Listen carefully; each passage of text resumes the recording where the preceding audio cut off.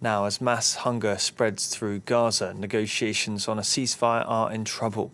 Israeli Prime Minister Benjamin Netanyahu says his government is considering alternatives after they and the US withdrew their negotiators. Hamas, though, said they expect talks to resume next week.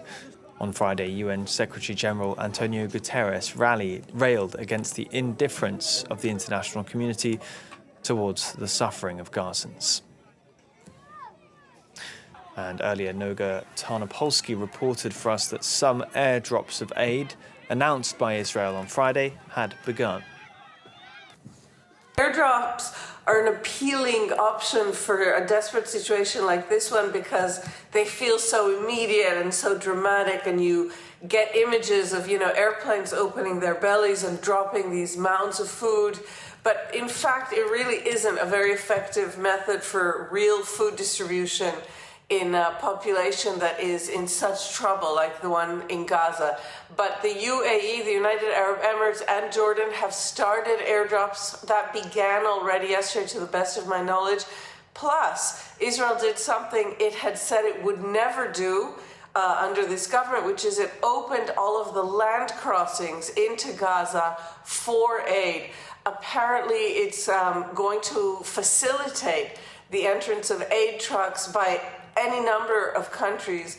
Israel, of course, could also be introducing trucks with aid of its own. To my knowledge, that's not yet happening. And there have been a lot of public bickering in the last week, really heavy disputes in public between the UN and Israel. Israel accuses the UN of refusing to carry aid into Gaza. The Israeli army even took journalists down to this border area to show journalists hundreds and hundreds of trucks, entire kind of football fields filled with lentils, flour, other aid that it blames the UN for not distributing. The UN said that's not how it operates.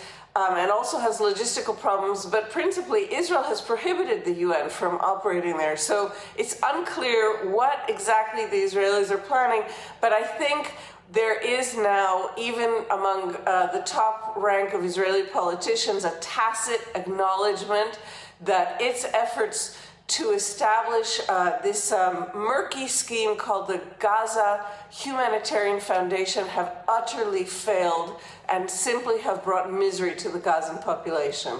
So if I understood there, you're saying that it's not yes, the airdrops were something the Israelis had started to allow yesterday, but when you say they opened these crossings, does that mean that international NGOs can now deliver aid into the Strip?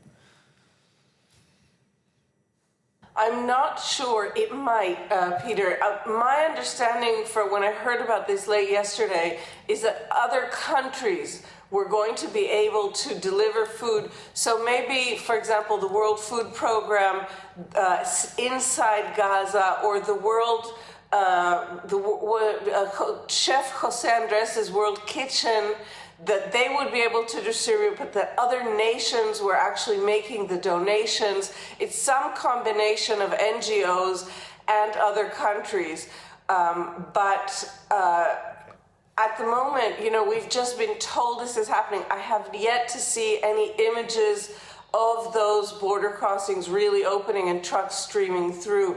And it's not controversial really right now among the Israeli population, where, again, thousands of people are protesting every single day to end this war. But it is controversial within Prime Minister Netanyahu's cabinet, whose ministers want no aid getting into Gaza and have publicly said, including in recent days, that they want to, and I'm quoting, wipe out the population of Gaza, starve them, force them out. And so that's the controversies among Netanyahu's cabinet much more than anybody else, and he needs them on side to hold on to power.